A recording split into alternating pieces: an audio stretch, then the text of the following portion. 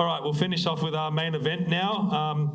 Kevin Loughrey. Kevin Loughrey is the co-founder of Australians for Better Government. He served in the Australian Army for over 3 decades, reaching the rank of Lieutenant Colonel. He also spent 4 years in the British Army, where he was trained in biological warfare.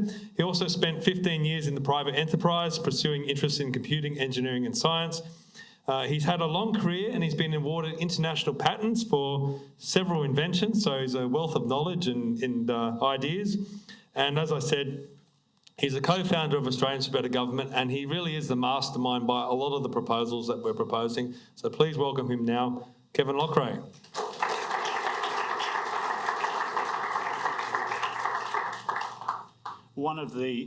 This is working, I trust? One of my blessings was that one day I happened to appear on a podcast called The Ex-Candidates, and there was this gentleman, Stephen Tripp, with whom I'd had little contact before at Adam Zara. And as we usually do in such things, we went right off the track, which was about COVID, I think, and I expounded ideas I had for the reform of our democratic system.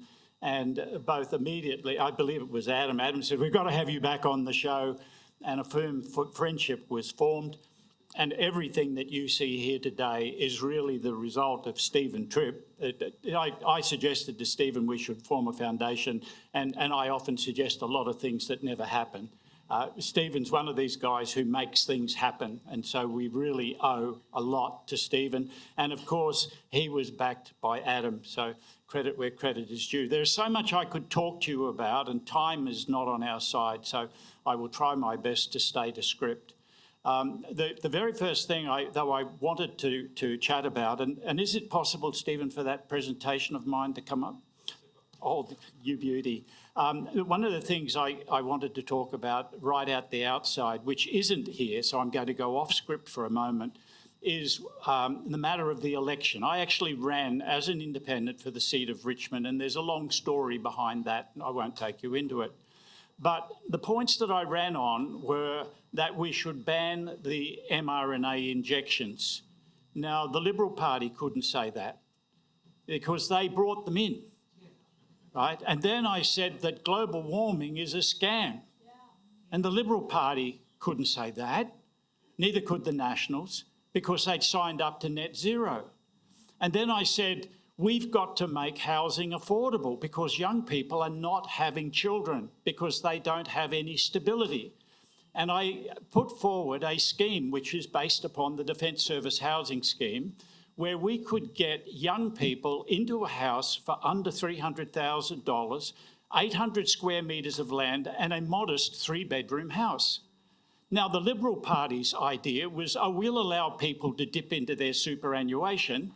We'll do nothing to fix up the supply side. We'll exacerbate the demand side, which will cause the cost of housing to go up even further, which will mire our young people in an endless system of debt until they're 70 years of age. Matt Barry goes into this, and Matt Barry is fantastic. If you ever get the opportunity, watch some of his presentations. I would love to meet the man. I'd love to shake his hands. I think he's fantastic. So, and the Labor Party's solution is, we'll spend $10 billion of your money building 30,000 homes, or they call it social housing. It's actually housing commission flats for life's little losers. We will reinforce failure. We won't reward responsibility. We'll take the money from those who are responsible and we'll set up. Now, you might think I'm a hard bastard because I come down on life's little losers. But if I've got a choice between providing housing for young married couples or putting people into social housing, I'll go for the young married couples every day.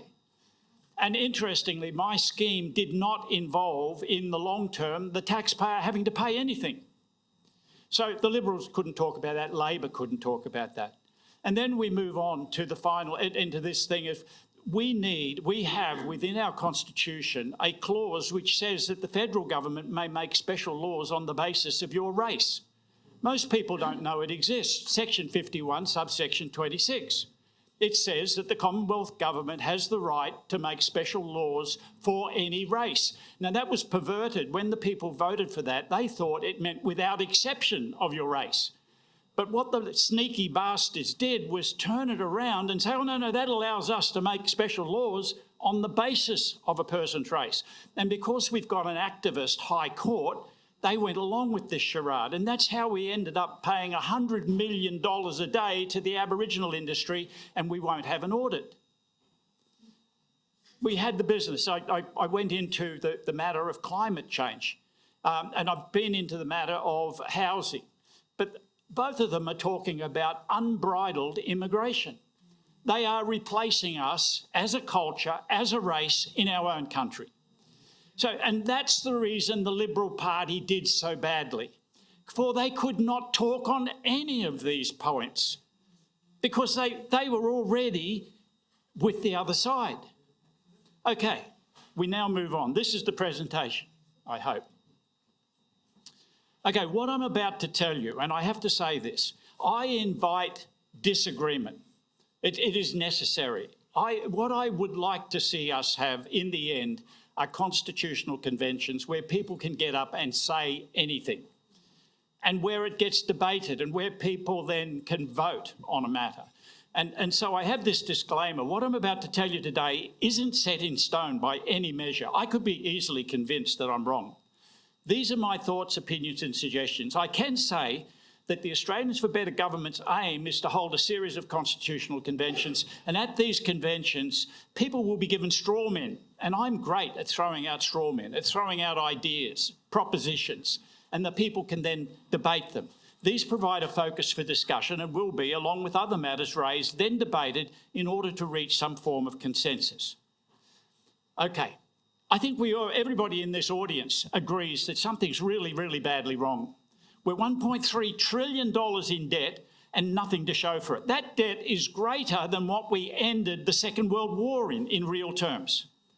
We have nothing to show for $1.3 trillion in debt, and both parties have been complicit in this. The Labor Party started it off with the fake financial crisis. There wasn't a crisis in Australia at all. The banks were totally solid.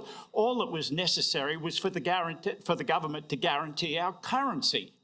We didn't have to go and hand out billions of dollars of money to people so they could go off and buy a plasma screen from the Chinese, but that was what the scheme was.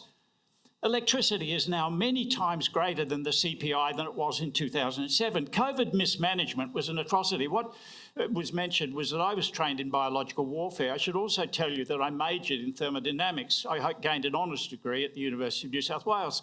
There's no way within the laws of physics or thermodynamics that carbon dioxide can materially affect the temperature of the Earth's atmosphere. That's a fact.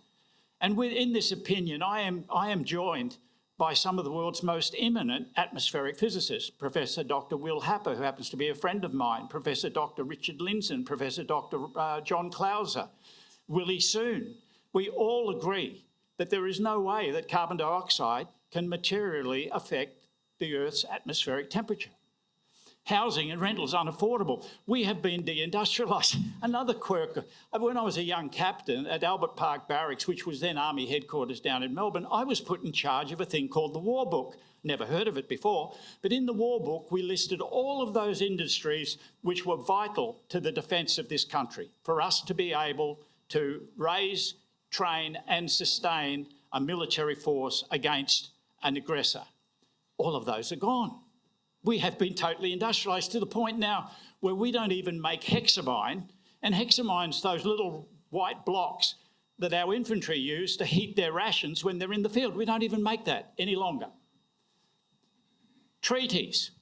We have been engaged in treaties which have given up our sovereignty. One of them is the World Heritage Listing. We have places in Australia now that the United Nations tells us what we can and can't do with. That is absolutely wrong. Once again, we had activist High Court judges who sanctified this. And it was a setup. Suppression of free speech. We've had some discussion of that. There is no such thing as hate speech. People do not give you offence, you take it.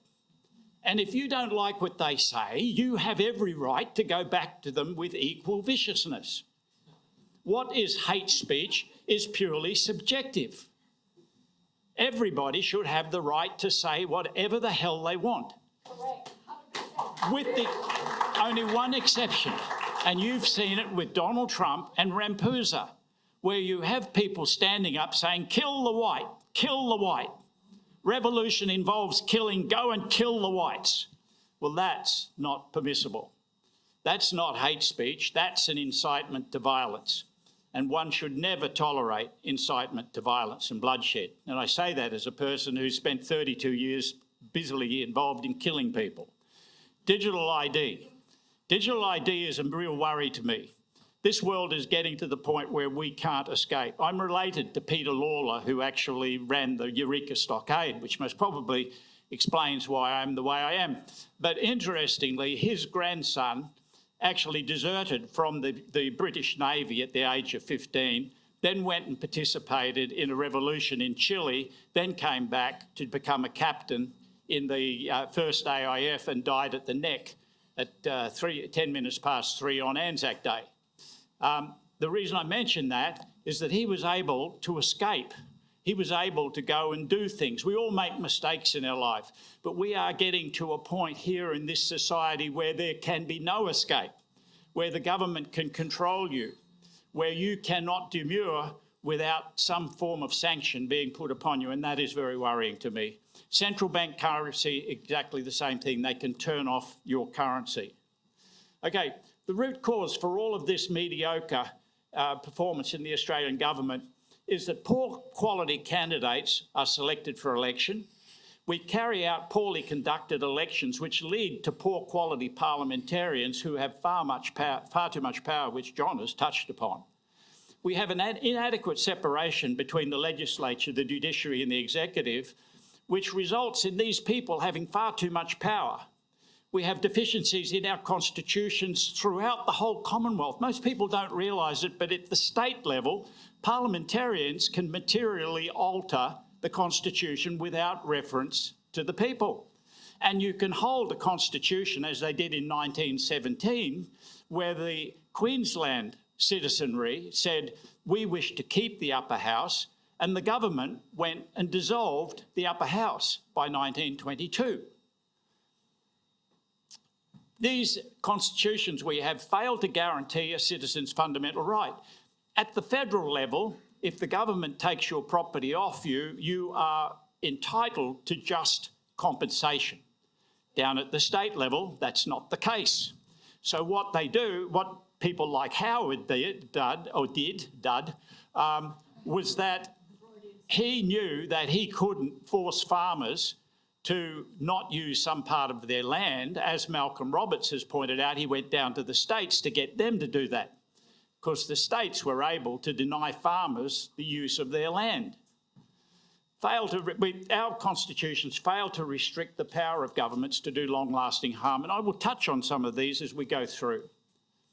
Okay, what gave birth to Australians for Better Government? We felt that we must reform the electoral system, we must reform our structure of government, and we have to reform our constitutions at all levels within the Commonwealth. And Stephen most adroitly went through a number of those parts in detail. And I thought, Stephen, that was an absolutely excellent presentation you gave. He put meat on the skeleton. What I'm doing to you is giving you a skeleton, and then people like Stephen and so forth, and all of you can put some flesh on this skeleton. Okay, did I do, oh, I'm sorry, I pushed the wrong button. Now, the objective of the electoral system, and I'm an engineer, so I always start from logic. There must be two immutables if we want to elect high-quality candidates. We must remove those things which are obstacles for high-quality people to be elected. Everybody would agree with that, right?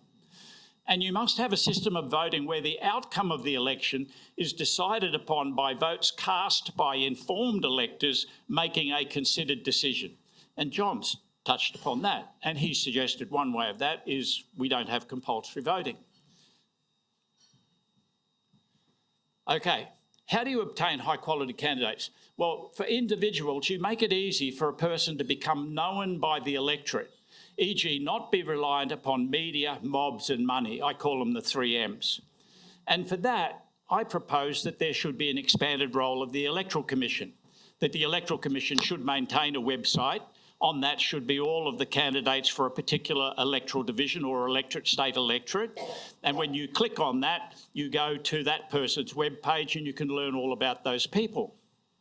Now, if they were to do this, then you would have the Electoral Commission running ads every hour of the day up to the election saying, please come to our website and learn about who is running in your electorate or who's running for your state. The next thing they could do, this is a Kevin Loughrey invention, is that, or in fact, it's actually a Jeff Grimshaw. I should give credit where it's due.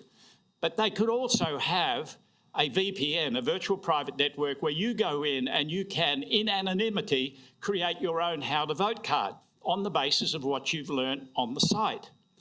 And what's more, that software could ensure that when you create your how to vote card, you will not cast an informal vote, because many people unwittingly cast an informal vote. They didn't take the time to learn how to fill it out, or they were misinformed. But if we had this, it would mean then that a person could go along on the day to a polling place with their own how to vote card, which they have created as on the basis of having gone into the AEC or New South Wales or whatever Electoral Commission site. And what's more, you could use this as a performance measurement to see how many people actually went in there and created their own how to vote cards. Okay, compulsory voting. I believe it's best. Why? Because money plays less of a role in the outcome. You have a greater participation, which improves public awareness, and it has a moderating effect. If you only have voluntary voting, as we have seen in various other countries, you have extremes. And what's more, you usually end up with a system which is binary, which is what the Republicans and the Democrats are. Now, John has suggested that we should, and by the way, I don't disagree with John. I reckon that this is up for debate. This is exactly what Australians for Better Government are, that we have differences of opinion. And it's not something we'll die in the ditch about, it's something that we should debate. Okay, so we come up with the one bad thing, which has been mentioned, is the uninterested voter. Now they make up, and I have run now for election for 3 times where I've been on the ground talking to people. They make up between 20 and 50%, depending on where you're doing. At the council level, it's about 50%, and at the federal level, it's about 20%. Now, I remember that our ideal is for there to be informed electors to cast a well-considered vote. So the challenge here is how to nullify the effect of the uninterested voter, as well as money, mobs, and the media. How could we do that? Well, I've already touched upon the role the Electoral Commission could do. The first thing you do is expand the role of the Electoral Commissions to make it easy for those people who don't have a lot of money behind them to become known to the electors.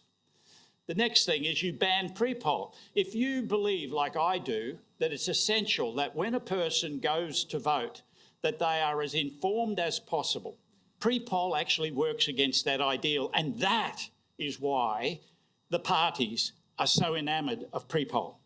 It helps them. It also works against independents, because independents don't have a whole mob of people who will stand there thrusting how to vote cards into people's hands as they're lining up to vote. Randomise the order on the ballot. This gets rid of the uninterested voter. Every ballot you hand out, the order of presentation of the candidate is different. People have said, won't that cost an awful lot of money? No, it won't, because digital printing is now cheaper than offset printing. I could spend another 5 minutes explaining that, but we don't have the time. Ban all electoral material at the polling places. The reason that they're there thrusting those how to vote cards into you, as John has indicated, is that we have uninterested voters who like the look of somebody or whatever, and they take whatever they're given and they then vote according to that how to vote card.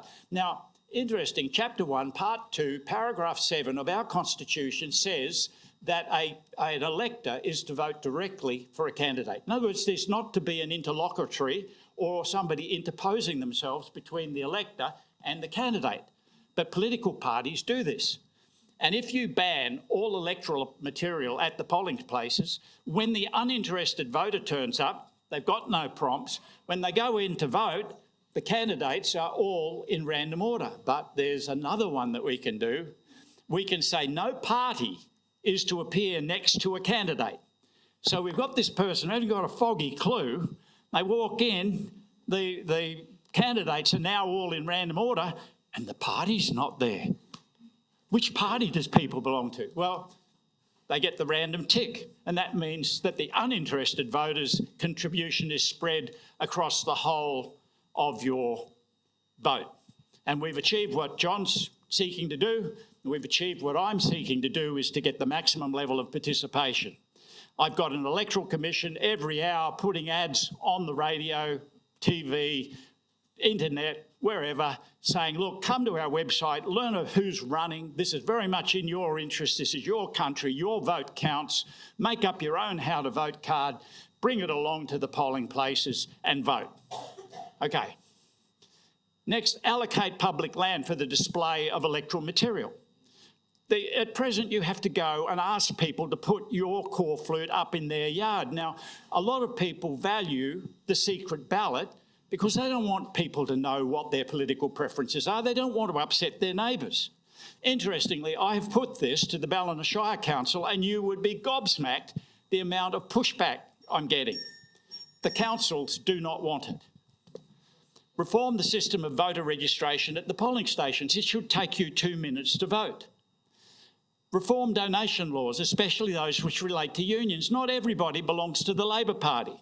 And so therefore, all unions should be compelled to hold a secret ballot to determine what component each member of their union wants to devote to each particular political party or an independent. Okay, high quality vote is dependent on the maturity of the voter. This is a really good one too. Why did they lower the age to 18? If you're 20 and you're not a socialist, you haven't got a heart. If you're 30, you haven't got a brain, right? That's why they did it. This is manipulation. Now, even the days when people used to get married at sort of 16 going 18, they had the sense to say 21 is when most people are mature. I put it to you now, people aren't mature even at 21 because they spend a lot of time in university. So I put forward to my grandchildren, what do you think about voting for at 25? They said, oh, not happy about that. No taxation without representation. I said, what would you say if I said you don't have to pay tax until you're 25? Oh, I'm in for that, Grandad. Yeah, I say, and also you won't get shot at. Oh, you've just clinched it. All right, so in other words, if you're 25 years of age, until you reach 25, you do not pay tax and you do not have to serve in combat unless you wish to volunteer. Now that would actually be good for our economy because a lot of people start out, they would have the money to start their business up to 25, right? People have said they don't like preferential voting. Our preferential voting system is crap, total crap. It's a hybrid between a party system and a preferential system. What we should do is we should allocate points. If you get a 1 in your box and there are 10 people running, you get 10 points. If you have a 2 in your box, you get 9 points, and so it goes. And I've deliberately made up a table here, and we don't have the time to go through it, but candidate number 5 only got 1,000 primary votes, but got 58,560 points. Who's the winner? All right? Now that, at this moment, I'm trying to get the Electoral Commission to give me copies of all of the votes for the seat of Richmond because I want to run this system. Okay, and I've run out of time, speaking of run. The last thing, the major defect, you will notice that it's New Zealand, Canada, Australia, the UK, who are in deep SH1T. Right? And the reason for that is that we take unexceptional people who were elected because they were prepared to give everything away and are very, very lovely people, and then we put them in charge of government departments, which is a recipe for disaster. The Governor-General should be allowed to select from anywhere in the world because it's not anything to do with nationalism when you're over on that side of the house.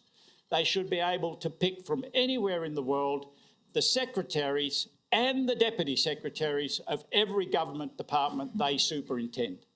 And with that, I'll terminate my thing.